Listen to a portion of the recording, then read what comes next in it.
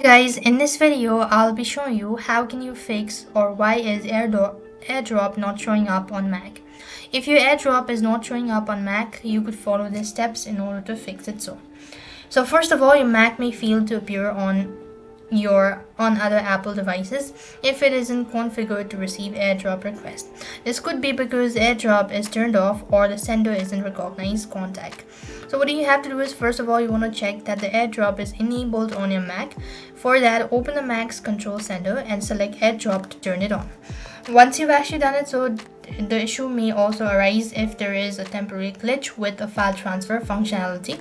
In that case, you want to disable airdrop and turn it back on. If the problem persists on, you want to check your airdrop settings and ensure that your Mac is discovered by everyone, not just your contact only.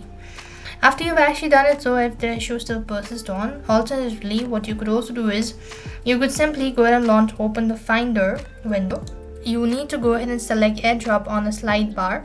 I've actually done it, so this should be able to fix. Likewise, if the issue still persists on, you also want to check the Bluetooth and a Wi-Fi status. To send and receive data by airdrop, the sender and recipient must have Bluetooth and Wi-Fi turned on.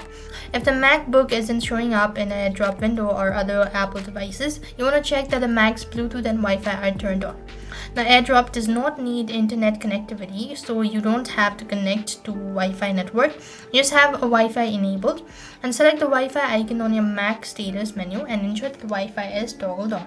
Be able to fix the issue. Despite all that, if the issue still persists on, what next you also want to do is you simply want to restart your device and ensure that the devices are within 30 feet of each other.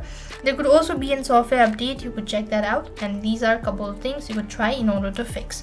I hope the video was helpful. Make sure to like, share and subscribe. Thank you for watching. See you in the next video.